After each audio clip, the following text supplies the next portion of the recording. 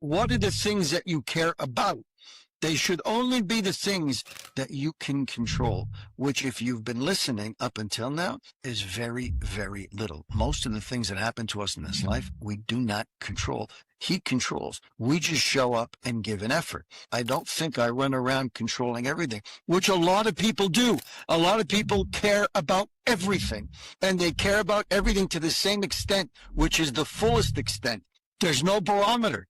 There's no thermostat where you can turn it up and down and say, okay, this I care more, this I care less. Today, you either care not at all or you care to an extreme, neither of which is healthy. You have to figure out what you need to care about. And the real answer to that is not much. The trust factor is your ticket to a better life. The trust factor shows you how to get through the night. Good morning, everybody, and welcome to another episode of the Trust Factor podcast. Thank you for joining. We're about to switch gears. We're about to give you some insight into why it is that so many relationships fail today. If you've ever scratched your head and wondered why it is that the divorce rates are through the roof, why it is that we have what's called a snowflake generation, children who are scared of their own shadow, children who are confused as to whether they are male or female, a cat, a dog, a toaster oven. If you ever find yourself wondering about these things, I'm about to give you some insight into why you find yourself living in this kind of a world. It's all here in this book. It's all here in the Torah. People who don't take the time to nourish their souls by learning Torah don't understand these concepts.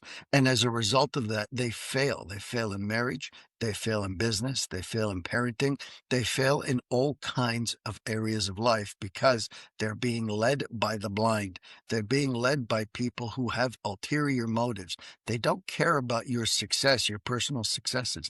They don't care that you're a good husband or a good father or a good business partner. They simply don't care. The only thing they care about is power and money. That's it. So when you're worrying about yourself, when you're concerned and you want to be a good parent and you want to be a good father and you want to be the best version of yourself, the only way to do that, my friends, is to recognize that you're made up of two components. You have an animalistic side to you, that's your body and your material desires. And then you have your spiritual side, the part that God blew into you when he created Adam and Eve. And that part of you needs to be nourished as well. It's not the same as your physical side. Your physical side can sit down and eat a steak and be perfectly content. As long as the belly is full, the mind operates properly. There's a connection. However, when it comes to spirituality, the only way to nourish your neshama, your soul, is through God's Torah. That's it. And just think how much of society, how many people are running around with not even the slightest clue that the Torah even exists. Never mind to sit and read it front to back. Never mind to get yourself a rabbi, somebody who's qualified to sit and teach you these precepts. They think it's outdated.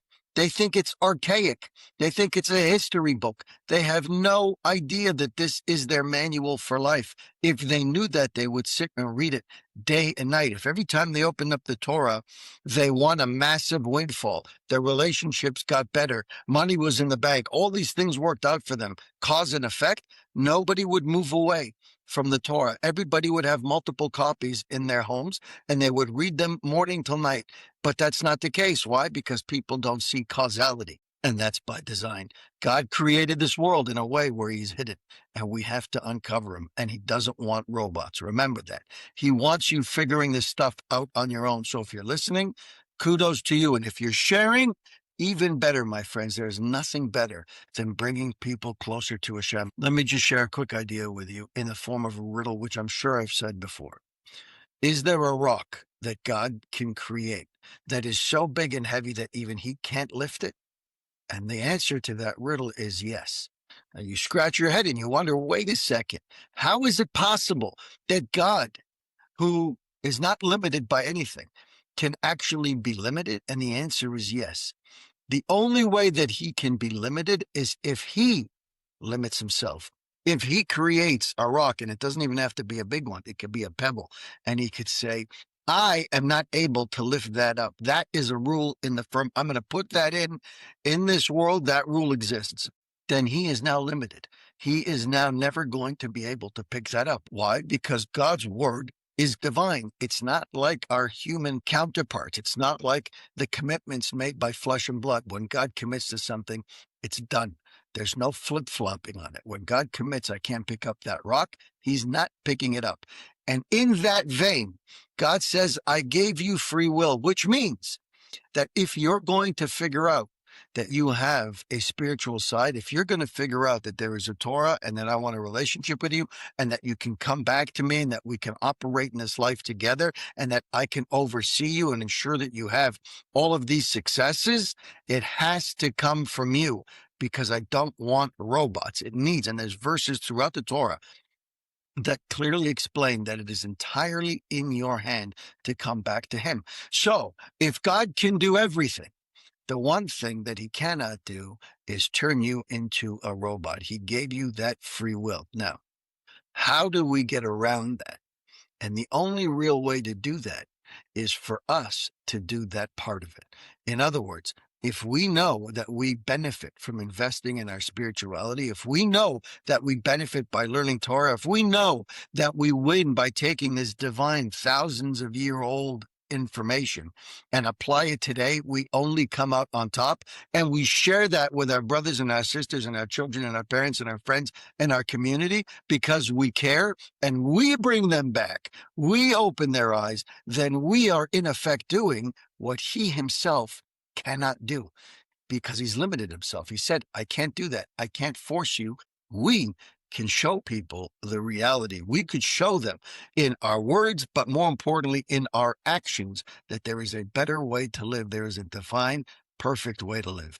And if they follow that and they come back as a result of your efforts, then you, my friend, are in his good books. You've done the one thing that is going to help you out in this life like you cannot even begin to imagine, not just in this life, but in the next. It helps you out from all of the suffering that awaits a lot of us when it comes to the next world. We all have a portion of suffering that's allotted to us because none of us is pure. We've all made mistakes. But if you're running around trying to help people and bring them back to Torah and bring them back to a relationship with their Creator, all of the merits that they get and all of their learning and all of the charity that they give and all of their prayers and all the people that they pass it on to, you have a part in, my friend. So all those angels that are being created by those individuals, they come in your defense after 120 years. And good luck trying to outnumber that with sins. You could live a lifetime, multiple lifetimes, and not come up with as many sins as you could have when you've got armies of people running out and doing the mitzvahs on your behalf, in your merit. That's not to say you should run out and try and do these sins, but at the same time, you're going to sin. So the best way to counter that is to share the message and wake people up in every mitzvah that they do, every deed that is done, every letter of Torah that's learned is your merit. I can't help but think about the person that made me a Baal Tshuva, that opened up my eyes. Every word of Torah that comes out, every episode of this podcast that goes out, every stitch of Torah that I learn and that I teach, every mitzvah that I do, he gets a part of, my friends. It's tremendous. Let's read. We're going to talk about advanced Emunah exams. We're tested in this life. This life is one big test from the morning till the night. The second you wake up until the second you go to bed, you are tested. You may not always feel it, but you're always being watched and you always want to come out on top. Where is one of the biggest places in the world that people are tested? Marriage and family matters. Just look. The way I started this podcast, just look at the state of relationships. Just look at the divorce rates. Just look at the corrupt nature of this generation and the children and the way that they're being raised and all of the things that they're out in the streets protesting for and against. Just look. It will give you a clear indication that we have failed in the department of marriage and family. Let's understand why. The main test of a person's faith are at home with his wife and his children, who unwittingly test his faith from morning until night. It's not that they do it intentionally. It's that that's part of the job. They don't know that their job is to test your emunah, but that's exactly what it is. They do it. They're programmed to do it. They test your emunah. It's one of the biggest tests of a married individual who's also a parent. They make demands on your time, on your money, and on your nerves all day and all night. Sometimes they frustrate and humiliate him and never seem to be satisfied. It doesn't matter what you do. It doesn't matter how much you provide. You still cannot satisfy everybody in your household. It won't surprise you to know that the only way to pass this test is, you got it, Emuna, figuring out that there's a creator that runs the world, not just your world, but the world of your spouses and your children as well. The challenges of a marital relationship require a higher level of Emuna than difficulties outside of the home do, and for obvious reasons. When you're outside of your house and you're faced with a challenge, you can always walk away from that challenge, at least most of the time. You can walk away from that challenge. You can walk away from that circumstance. You can walk away from that individual and move on and pretend that it never happened. At home, it's not so easy. And now you understand why a lot of people try and do the same thing. They try and walk away from their home and from their family when they walk into a situation that's a test of faith. And instead of recognizing that this isn't the street, that it's not easy to pick up and walk away, they do the very same thing. They respond in the house to their relationship with their spouse and their children by walking away as they would a situation that's outside of the house. You don't have that luxury, my friend. That's why it's a test. When it comes to your spouse and your children, you're not able to respond as you would outside of the house. Furthermore, it says, a person can change or avoid his friends and associates a lot easier than he can change or avoid his spouse. A marital relationship is more obligating. It's not easy to get divorced. You might think it is because the state of marriage today is in real trouble. If you look at the way our relationships are and you look at the divorce rates, it's clear that marriages are in trouble. First of all, people are putting it off altogether, as I mentioned the other day. That's why in the Orthodox community, we marry off our kids young. Don't give them time to get the junk in their head that society is going to push on them, that's going to tell them you're never going to find the right person. There's always better for you. They could be 99% perfect for you, but that 1% sets them apart. That is the state of the world that we're living in right now. And so you may have been forced into a situation, forced into a marriage, and then you find out that they've got A quirk or B quirk, and you're not willing to put up with it, and you're not willing to invest the time and the energy. So your response is to walk away from it. Just as easy as you came in, you're walking away. That's the generation that we're living in right now, and that's the trend. That's where we're going. True character development of a person only begins once he gets married. I mentioned this also by money. When you're young, and when you're just worried about you and your belly and your situation, you don't have serious tests. You haven't started to live yet. Your life has been on cruise control. You don't realize what life is really all about until you get married, and even more so once you have children. And I say this to all the young couples. When they get engaged, I tell them life is about to start for you. And when they have children, I tell them welcome to real life, because everything before that was a fantasy. Unmarried people normally manage in life without having to invest considered efforts in acquiring Muna. Demands of a spouse and children indicate one's true level of Emunah, and it behooves him to earnestly work in attaining Emunah. You don't have a choice. When you have mouths to feed, when you have spouses to support, when you have bills to pay, which really only come after you get married and grow exponentially when you have children, you don't have a choice. It's easy to walk away from an opportunity because you don't like the person who's on the other side of that transaction. I don't want to do business with that guy. You know what? The guy rubs me the wrong way. I'm not interested in him. I'll find another deal. It's easy to do that when you're 20, 21 and living in your parents' home. Very easy to do that because the bills are limited. The demands are you are limited. You don't have to sacrifice. But when you have a mortgage payment, and when you have tuition, and when you got to put food on the table, and when you're buying clothes for multiple people in the house, and you want to save for a vacation, and all these different things are happening, suddenly, wait a second, maybe I need to kind of negate who I am at this point. Maybe I need to do whatever it takes to be able to work in this relationship. Maybe I need to do whatever it takes to make this business transaction happen, even if that means that I negate myself, even if that means that I become irrelevant. It doesn't matter how I feel about that person. It doesn't matter how I feel about the situation. The only thing that matters is that I'm able to provide for my family. All of a sudden, your mindset shifts and you don't have the luxury of making decisions on a whim. And it says over here, just like I mentioned, a person is able to walk away from a challenging predicament. At that point, his emunah is not taxed. I don't have to deal with this, so I just walk away. There's no challenge to my emunah. But when you know that you can't just walk away because you have to provide, suddenly you have to cope. And when you have to cope, you're tested by your emunah. I remember once a long time ago, we were out with some family members. My family was there, young children. We had other family members over there. There was a lot going on. And I was the person in charge of the situation that we were in. And I was managing all kinds of different things. And everybody wasn't just sitting around waiting for me to finish what I was doing or being helpful. On the contrary, everybody was pulling at me. Everybody was pushing and pulling. I need this, I need that, I need this. And I'm the one running the show. Nobody's helping me.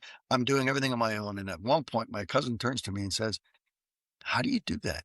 And this is a grown man, much older than I am, had his own family and his own responsibilities and his own business. And he takes me aside and he says, "How do you manage that? You stayed cool as a cucumber. Everybody's coming at you. It's mayhem. And you're the guy running the show. Not only you're not getting help, but everybody's coming at you and you're staying cool as a cucumber." And my answer to him now in hindsight, when I look at it, when I think about it, it just came. I didn't think about it. The answer was, emunah. I know that there is a boss that runs the world. And at the end of the day, that's all I think about. And I'll give you the secret. I'll give you the real secret that goes with it. At the end of the day, I said to myself, and I constantly do this, even today, I have a mantra in my mind. I don't care. Now, you got to be careful with that one. It's a slippery slope. If you really don't care about everything, then you're doing the opposite of what's required of you. You have to care. But what are the things that you care about? They should only be the things that you can control, which, if you've been listening up until now, is very, very little. Most of the things that happen to us in this life, we do not control. He controls. We just show up and give an effort. So at the end of my day, I don't think I run around controlling everything, which a lot of people do. A lot of people care about everything, and they care about everything to the same extent, which is the fullest extent. There's no barometer. There's no thermostat where you can turn it up and down and say, okay, this I care more, this I care less. Today, you either care not at all or you care to an extreme, neither of which is healthy. You have to figure out what you need to care about. And the real answer to that is not much, not much. The things that you need to care about, you really need to care about. But 90% of the things that happen to us in this world are minutia. They're just noise meant to distract you and meant to test you, just like he said here. I knew that they were there to pull on my strings. I knew that they were there to test me, and I knew that it was all a test. And therefore, I was able to say, Hashem, I know you got this. I know this is a test. It doesn't make sense for me to respond or to react, so I'm not. And somebody noticed that and didn't make the connection and couldn't understand how I could respond in that manner, because it was exactly the opposite of the way that they would respond. Work on your emunah, my friends. When you work on it, when you recognize that there is a God that runs this world, when you recognize that it is all a test, especially your spouses and your children, then you will learn to have patience. And the way that you have patience is by recognizing that God runs their lives just as much as he runs yours. You're not God. You're a spouse and you're a parent, so you can do what you can do. The rest is in his hands. We'll continue with this conversation, my friends, tomorrow. Have an amazing day. Thank you for spending time with us on the Trust Factor podcast. If you've heard something today that moved you, save this episode and share it with someone who might need to hear it. Be sure to subscribe so you don't miss upcoming conversations that challenge, empower, and uplift. And if you're on social media, connect with us. Leave your thoughts. Drop a quote that resonated with you. Hashtag the Trust Factor Podcast. Until next time, keep growing in your trust and keep living with purpose. I'm Jesse Revivo, and this has been the Trust Factor Podcast. Thanks for listening.